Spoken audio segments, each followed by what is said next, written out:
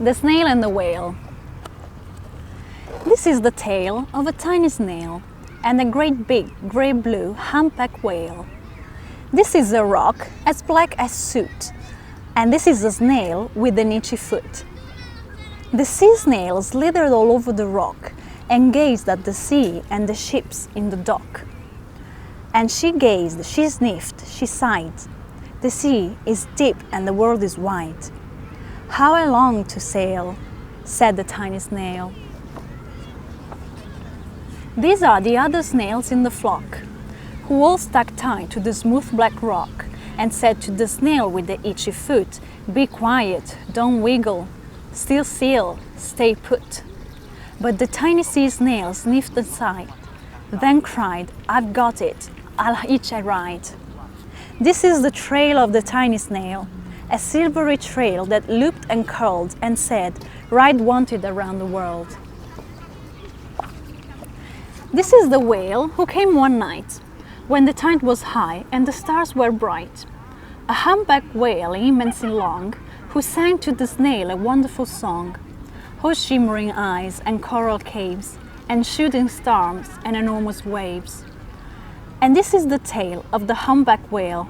He held it out to the starlit sea and said to the snail, "Come sail with me." This is the sea, so wild and free, that carried the whale and the snail on his tail to towering icebergs and far-off lands,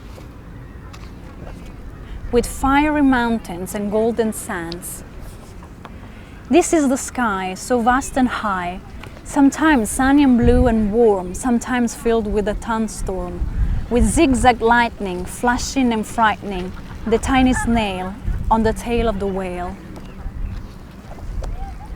And she gazed at the sky, the sea, the land, the waves and the caves and the golden sand. She gazed and gazed, amazed by it all, and she said to the whale, "I feel so small." But then came the day the whale lost his way. These are the speedboats running a race, zipping and zooming all over the place, upsetting the whale with their ear-splitting roar, making him swim too close to the shore. This is the tide slipping away. And this is the whale lying beached in a bay. "Quick, off the sand, back to the sea," cried the snail. "I can't move on land, I'm too big," moaned the whale. The snail felt helpless and terribly small. Then, "I've got it," she cried, and started to crawl.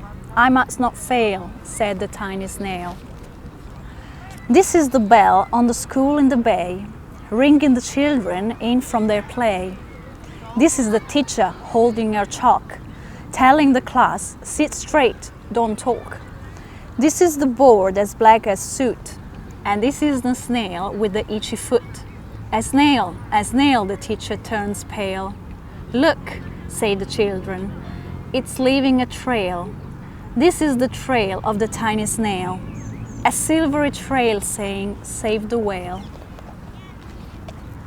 There are the children running from school, fetching the firemen, digging a pool, squirting and spraying to keep the whale cool. This is the tide coming into the bay, and these are the villagers shouting hooray, as the whale and the snail drive safely away, back to the dock and the flock on the rock, who said, "How time's flown," and "Haven't you grown?" The whale and the snail told their wonderful tale of shimmering ice and coral caves, and shooting stars and enormous waves, and of how the snail, so small and frail, with her looping, curling, silvery trail, saved the life of the humpback whale. Then the humpback whale held out his tail, and on crawled snail after snail after snail. They sang to the sea as they all set sail, on the tail of the grey-blue humpback whale.